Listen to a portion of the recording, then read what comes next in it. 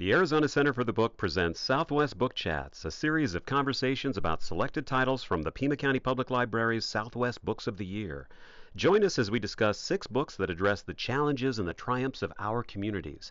We will explore, celebrate, and share stories that make Arizona's literary landscape one of the richest in the country. This project is supported by the Arizona State Library, Archives and Public Records, a division of the Arizona Secretary of State, with federal funds from the Institute of Museum and Library Services. Eating Up Route 66 by T. Lindsay Baker is featured in Pima County Public Library's 2024 edition of Southwest Books of the Year. Reviewer Gregory McNamee writes, used as a wagon road in the 19th century and declared a federal highway in 1926, Route 66 stretches from Chicago to Los Angeles. Modern interstates have chewed up large portions of the highway, particularly back east, but in the southwest, much of the old road, graded dirt for decades until finally being paved, still exists. Baker's book celebrates the food of the Mother Road, which gave birth not only to fast food chains like McDonald's and Dairy Queen, but also back in the day to countless mom and pop diners and roadside stands that offered regional treats for intrepid travelers. While you're eating, enjoy this nostalgia-laced, high-caloric tour of an iconic road that continues to draw devotees from across the world. Reporter and novelist Leo W. Banks joins his friend and fellow writer Gregory McNamee in a rich, story-filled conversation that will inspire you to take a trusty vehicle and a big appetite on the Mother Road. Hi, I'm Gregory McNamee, and I'm here with my old friend and fellow writer Leo Banks, and we're here to discuss this book, T. Lindsay Baker's, well, let's see, can we get it in focus? Eating Up Route 66, Foodways on America's Mother Road. And it's a fun read about America's Mother Road. That road was inaugurated nearly 100 years ago in 1926, highway that runs from downtown Chicago all the way to the end of Sunset Strip and to the Pacific Ocean over in Los Angeles. And before the interstates came along in the 1950s, the Mother Road was just that, the main arterial from the Midwest to the Southwest. It's a road that shaped American history, and certainly, as Lindsay Baker tells us, the history of our region. And I think it's safe to say that no road, not even the Appian Way, has quite captured the spirit of a nation so completely as Route 66. Before we get into the book, though, I want to introduce Leo and myself in just a bit more detail. As you'll be able to tell from his accent when I let him get a word in edgewise, Leo was born and raised in Boston, which is back east over there by France somewhere.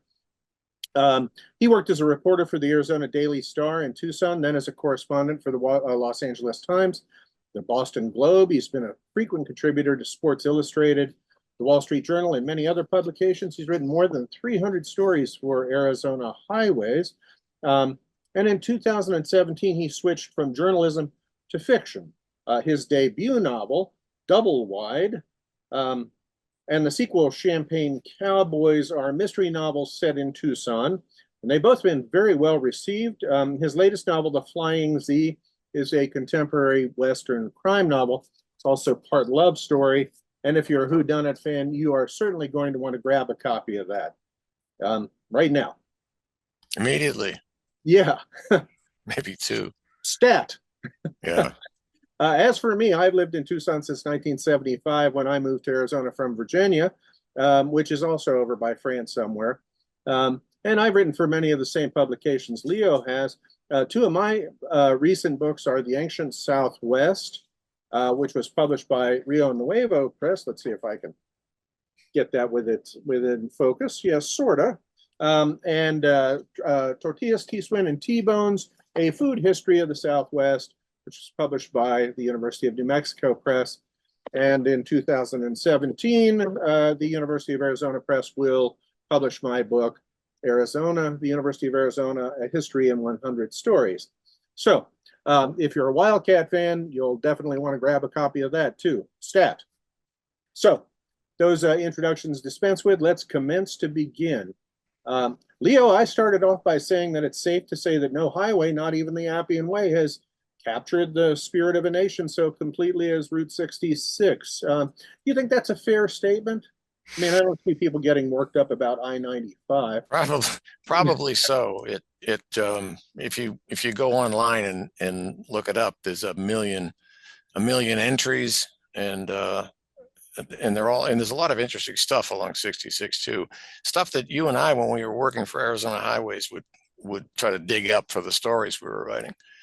But this book, one of the most amazing things about this book is there's 100 pages of notes at the end. I'm sure you noticed that. Yeah. And small type. I mean, the amount of research this guy did on Route 66 is amazing. And he dug up the kind of things that I looked for when I was writing for Arizona Highways, and that you were looking for as well in our stories. One of the things about this book that amazes me is how he did the research. I'm going to read this short section. He drove from Chicago to California and back in June of 2017. Here's the deal. In a 1930 four-cylinder Ford station wagon with a varnished wooden body, waterproof canvas top, and snap-on window covers. I don't know what a snap-on window cover is, but I kind of like it. And he did it at 35 miles an hour to recreate what pre-World War II drivers did. That's pretty amazing. Truly it is. Yeah. Yeah. And in fact, most of Route 66 now, you can't drive much faster than 35 just because so much of it is in disrepair, I'm sorry to say. But in an earlier exchange about this book, you mentioned that you found it to be mostly of historical interest to you, whereas the food aspect of it was the most interesting to me. Yeah. And obviously, that reflects our different emphases as writers. It explains why you're skinny and I'm not, for one thing. One thing, yeah. So I want to explore that a little bit. What were some of the historical aspects that struck you about the book most, and maybe some of the historical places that most resounded with you? Well, if you could look at it through the towns, Kingman, for example, there's a 158-mile stretch of 66 that goes east and west from Kingman. And you also have in Kingman the Beale Hotel, which is a historical place. Whenever I think of Kingman, I think of a story that I did for Arizona Highways on Andy Devine, who was the old Western actor, sidekick actor. He was born in Flag, but he grew up in Kingman. And he born in 1905. One time he was out and about with a pal, and this kid was the son of a judge, and the judge wanted to get rid of a mangy cat. So he gave the kids 50 cents. He said, do what you have to do to get rid of the cat. Well, a few days before, the kids had stolen some dynamite from a mining company, and they hid it in a town dump. So they took the mangy cat to the town dump, tied a stick of dynamite to his tail, lit it, and started to run. Well, the cat chased them. Instead of going the other way, they have a cat on their tail. The kids ran to the second boy's father's house, which was close by. They ran in the house. The cat with the dynamite ran under it into a pump house and back, exploded, took care of the cat. Well, the boys figured, we're in trouble now. We got to get rid of this dynamite. So the next night they go to the dump and get it, and they're sneaking through back alleys in town, and they're behind a bank, and a night watchman hears them. He says, hey, who's there? Kids drop the dynamite and run. The night watchman finds the dynamite and figures this was an attempt to rob the bank. So that story of these two desperados trying to rob the bank, kept going for years and years. Andy Devine didn't change it or correct it for 25 years until he was a well-known Hollywood actor.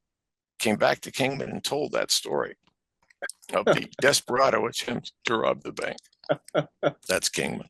It's like a Mark Twain story, isn't it? You know, yeah. The jumping dynamite of Mojave County. Yeah. And Andy Devine was in, probably his most famous movie was Stagecoach with John Wayne in 1939. So he had a long career, always playing the second guy. And in an interview later in life, he said just that. You know, I was always the second one through the door. He said, I never won an Oscar, but I loaned a lot of money to guys who did, which I like. But you can go through all the towns. I mean, there's a bunch of stuff in here on Winslow, a bunch of stuff on Flagstaff. And the Winslow portion was especially interesting to me because of La Posada and Mary Coulter. You're familiar with the Southwest architect, Mary Coulter. Yeah, absolutely. So I'm a big fan of her work and a big fan of La Posada. It's a I great place to stay.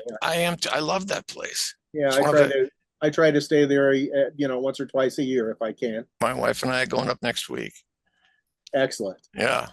Good. Um, here's a great quote from Mary Coulter. I don't think it's in the book, but it just popped into my head. She was Fred Harvey's architect for more than 40 years. And when she was retired and living in Santa Fe about 1958, La Posada was going out of business and they were auctioning off all of the stuff that she had designed, furniture, and she had designed all of it, including curtains in the reading room that were made of shells. And when the sun was setting and the room darkened, you could see deer on it created deer on the curtains. Amazing level of detail. But she heard that the building was going to be destroyed. It wasn't, but she heard there were plans to destroy it. And she said, "Now I know what it means to live too long."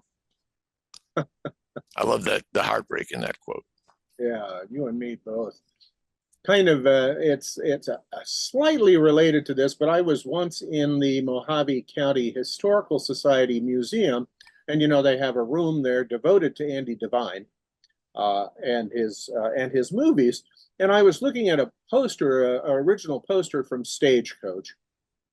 Just looking at it and thinking of the movie, and got the awareness that there was a presence next to me, and it was a little tiny old lady dressed in black and just looked like, kind of a prophet out of the desert. And she looked at me, glared at me, and said, like it's my fault. She said, "They don't make movies like they used to." So, yeah, I rule Hollywood, and therefore it's my Therefore, yeah. yeah. Well, speaking of movies of Route 66, there's Dennis Hopper and who's the second? Peter Fonda. Fonda, yeah. Yeah. That's one of those movies, Easy Rider, that I could watch a million times and I have no idea what's happening. I don't think they did much either. I think it was just sort of slapped together, but for some reason it became a classic. But their scenes were filmed in Flagstaff. Absolutely. So, yeah. And that kind of brings a matter up to mind. And we all know and love Bobby Troupe's song Route 66. Flagstaff, Arizona, don't forget Winona. And you mentioned Easy Rider. Do you have any other favorite kind of pop culture pieces that happen on Route 66, or literary or filmic? Well, literary, there's Steinbeck's Grapes of Wrath, published in 1939, and coined the term Mother Road. Yeah. And I was curious prior to this exactly what he said about it. And he said it's the Mother Road with escape, or something like that. A phrase. It was very, very strange phrase, but that's where it came from. And that was all basically he said about it. And it's Kerouac too, in On the Road in 1957. He made some remark about beatsters on 66, but that was about it. I thought maybe they would have hit it a little harder. Yeah. There are a few kind of silly pieces like National Lampoon's Vacation. Part of that is filmed on 66, but Grapes of Wrath was exactly what I was thinking of. And there's that wonderful scene where the Jodes, they're driving that, 4-cylinder jalopy, and they're trying to coax it up that long hill to Tucumcari, New Mexico, and the jalopy is just not making it, and they're pushing and just cursing, and with the interstate, of course, now that long hill has pretty much disappeared, but for a jalopy way back then, it must really have been something, Yeah, well, I'm sure traveling 66 in those days was something in a lot of places. Yeah. The Old Trails Bridge. Baker mentioned this in his book, and I loved it. The Old Trails Bridge, which was on the Arizona side of the Colorado River, it went across, and it was a wooden bridge made of lengthwise slats, but they weren't all together. There were spaces. So if you go out there and you get your tires between between the spaces, you get stuck, and you get the privilege of looking down all the way to the Colorado River. I love that. It scared the hell out of truckers and everybody else. Oh, absolutely. Yeah, and not too long before that, you've got to wind up into the Black Mountains there outside of Cool Springs, and drops you into Oatman. I Uh, love Oatman. and that road is well, I have vertigo anyway, and that road really Yeah, I gets can't. yeah. I've done it. I did that road many times, well, several times when I was working for Arizona Highways, but I don't know if I could do it now. It's too scary. And then they built so that because truckers didn't want to make that trip so into Oatman over those mountains, so they did a sort of a reroute, a 56-mile reroute to Yucca, and solved that problem. But Yeah, yeah, Oatman's an interesting place.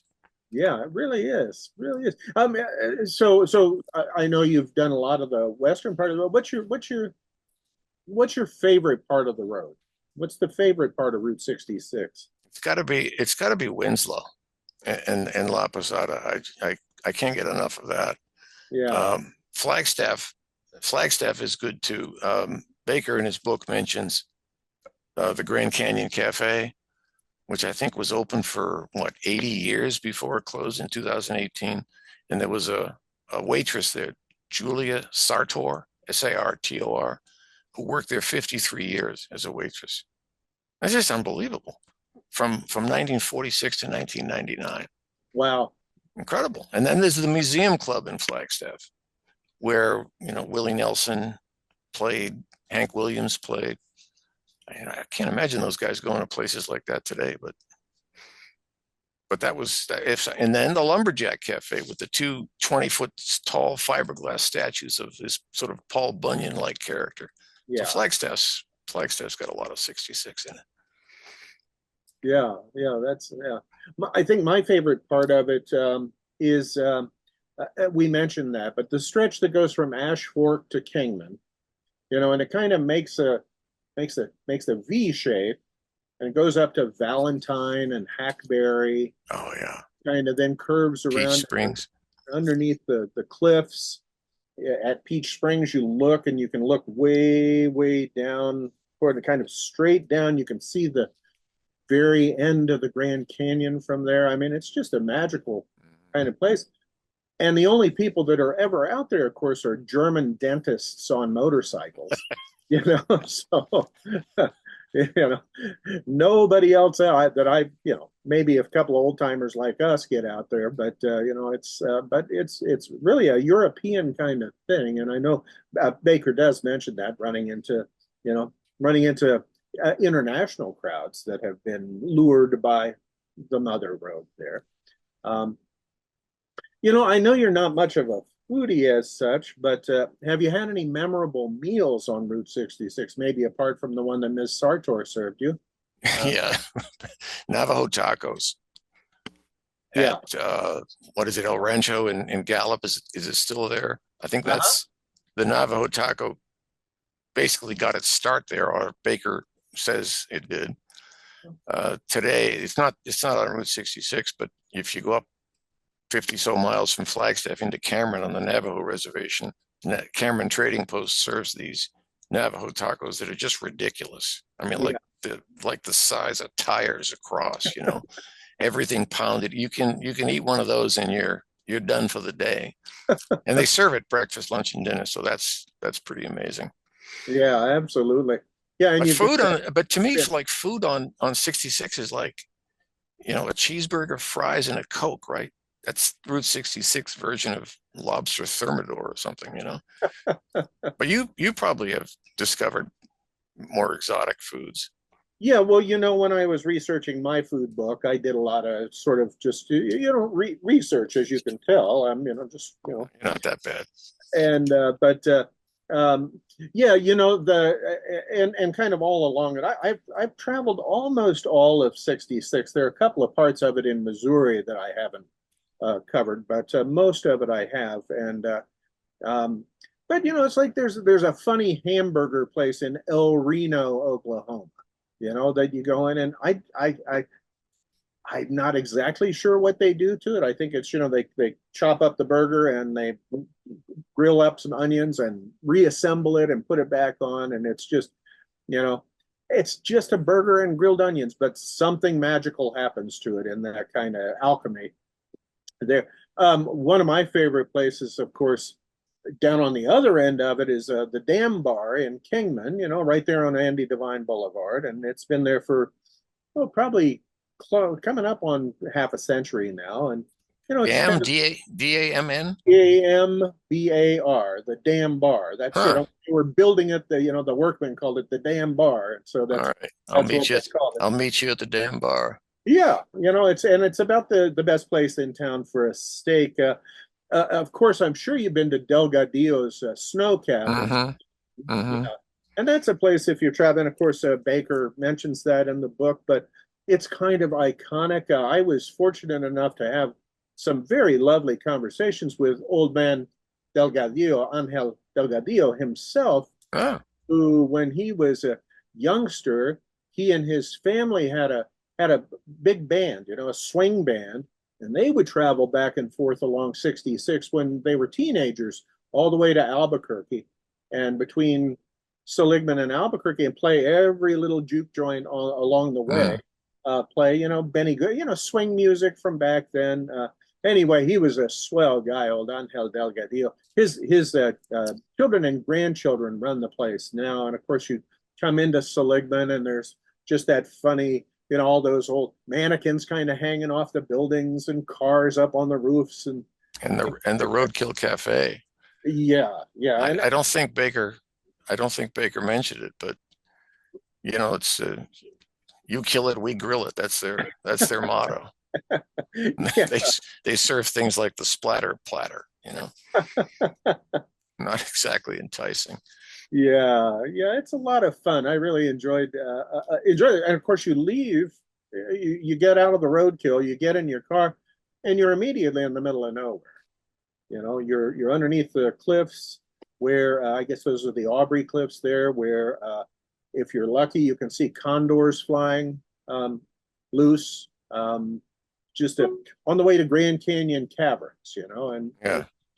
yeah, that kind of old Americana that you get out onto the interstate, and there's just none of that out there. Oh, I've said that for a long time, and you did a lot of work for Arizona Highways, as did I, and I learned from doing that work so much about Arizona that I had no idea before doing that, because you get off the interstates, you get off of Tucson, Flag, Phoenix, right? And you get into the small towns, you do some backcountry work and go into the canyons and meet different kinds of people. Arizona's an incredible place. That was one of the joys of doing that work. Yeah, absolutely. And of course, I haven't explored. I know New Mexico fairly well. I know for no particular reason, I know Illinois pretty well. Just having spent a lot of time poking Dairy around. Queen started in Joliet Uh-huh. on Route 66 in 1940, right? Uh-huh. Absolutely.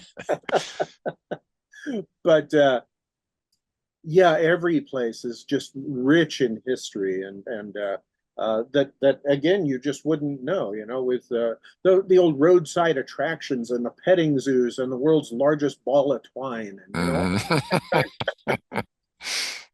all that kind of stuff that makes life worth living. If okay, you're in control of the Wayback Machine, Leo. Right. You've got a time machine at your disposal. You can land at Route 66 at any time in its history. What time would you like to go back to? Probably the earliest time, because I'm such a fan of history. And I think it would be so much more adventurous to do it in the late 20s or 30s than it would be today. And I think the people you'd run into would be different as well. The country was getting more and more, well, certainly not in the 30s, but in the 20s it was getting richer. I mean, people had more time and they had more money, and they could take trips. And so that's the time I'd like to be out there, and I'd like to drive that Old Trails Bridge over Topac, over the Topac Gorge, and try that. And I'd like to stop at the various cafes along the way. What about you? Yeah, if you go over that Topac Gorge Bridge now, I was just on it a couple of months ago. It's not much better, it's a Really?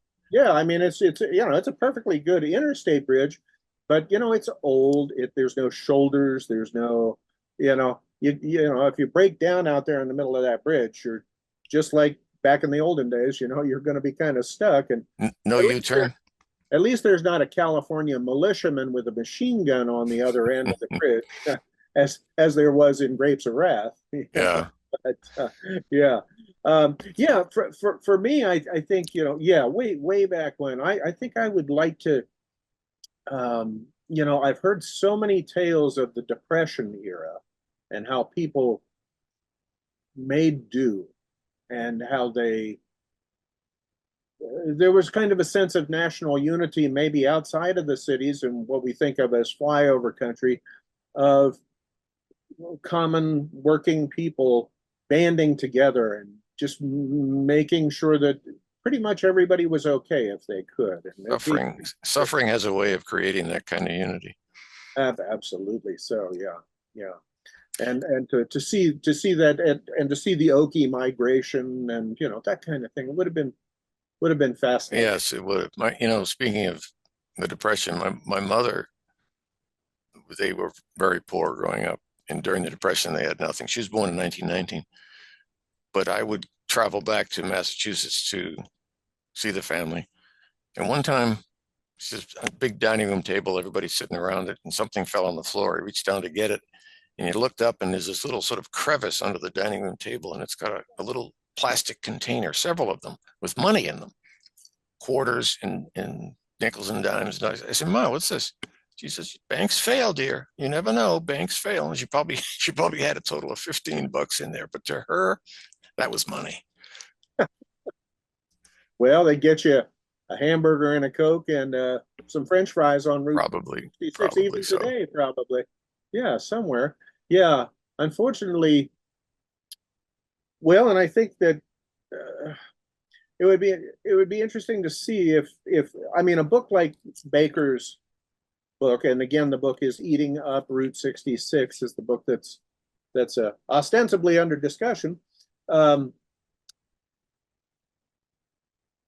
there's an increased move, I think, to try to restore some of that old road and to try to get parts of it more travelable. Because, as you get out into places like around Amarillo, and Route 66 kind of goes along for a while, and then it just stops, Mm. and you pick it up 15 miles later, and you know, and this and that. There are just not so many whole parts of it. I think one of the best to my mind, is between roughly Weatherford, Oklahoma, and Oklahoma City. There's a pretty good stretch of that road along the Canadian River. Woody Guthrie country. Woody, and Will Rogers country too. Yeah. Will Rogers was from Oklahoma. In fact, Route 66 was often called, wasn't it the Will Rogers Highway? Yeah, I think people called it that up until the maybe 60s, and then unfortunately, I think people have largely forgotten who Will Rogers was. He did a newspaper column in 1931 where he was talking about Fred Harvey and what Fred Harvey did through his restaurants and hotels and through the Harvey girls. I wanted to read it. Here's what he said. "I reckon wild buffalo fed the early traveler in the West. And for doing so, they put his picture on a nickel. Well, Fred Harvey took up with the buffalo left off. For what he has done for the traveler, one of his waitresses' picture with an armload of ham and eggs should be placed on both sides of every dime." That's the kind of thing that Baker dug up in the book that I like so much. Yeah, yeah, absolutely, yeah. And yeah, indeed, and part of Route 66. I mean, it seems kind of nostalgic and kind of old-fashioned and old-timey now, but of course, back in its day, it was as modern as could be. I mean, it was a super highway, Mm-hmm. and when you passed through, you got to places like the Fred Harvey restaurants where you could get pretty much anything you wanted on the menu. Oh, Some good stuff. yeah, Some good stuff, and it wasn't you could get all you, oysters in Albuquerque. prime rib, but you had to eat fast because the train only stopped for a half an hour. And at La Posada, they did something like 2,800 lunches a day, and you had 30 minutes. So they were hustling. Yeah, yeah, absolutely. Yeah. Well, speaking of 2,800 lunches a day, I think we're coming up on lunch now. So before we break to grab a Frito pie or a rack of ribs and Shamrock, Or Texas, Navajo taco. yeah, or a Navajo taco. Yeah.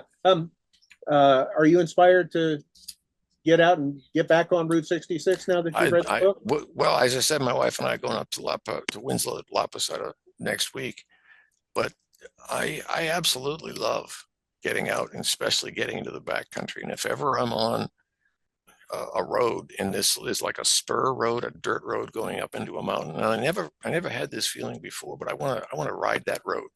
I want to see what's at the end of it, what's along it, and what's at the end of it. And I never was that way until I wrote for Arizona Highways. And it really inspired me to, I guess, explore is the word. And I still like it. I still like it. So we drive around Arizona a lot to some of the small towns. And I did that when our son was little, give him a taste of different places. And Route 66 was a big part of that too. Yeah, yeah. Well, maybe we could pick up on that campaign to restore Route 66 throughout the entirety of Arizona. Yeah. It'd be a lovely thing. We have a pretty good chunk of it out here. Just need to connect the dots, I think. 382 miles, I think. I think that's about right. Yeah. Well, I know I am inspired to go and explore Route 66 some more, and I hope that you and the audience, thanks to Leo's encouragement, will also be inspired to read this book, Eating Up Route 66, and do some traveling yourself. Gas up the jalopy, head out the door. Yes. Yeah. Sounds good. Thank you all for joining us. We do appreciate it. Thanks, Greg. Thank you, Leo. Thank you for tuning into the Arizona Center for the Book's Southwest Book Chats. These conversations may have inspired you to explore the beauty of Arizona, cultivate beauty in your own backyard, or seek diverse Arizona stories. Our state has a rich literary heritage that can be explored through your local library's online and in-person services. This project is supported by the Arizona State Library, Archives and Public Records, a division of the Arizona Secretary of State, with federal funds from the Institute of Museum and Library Services.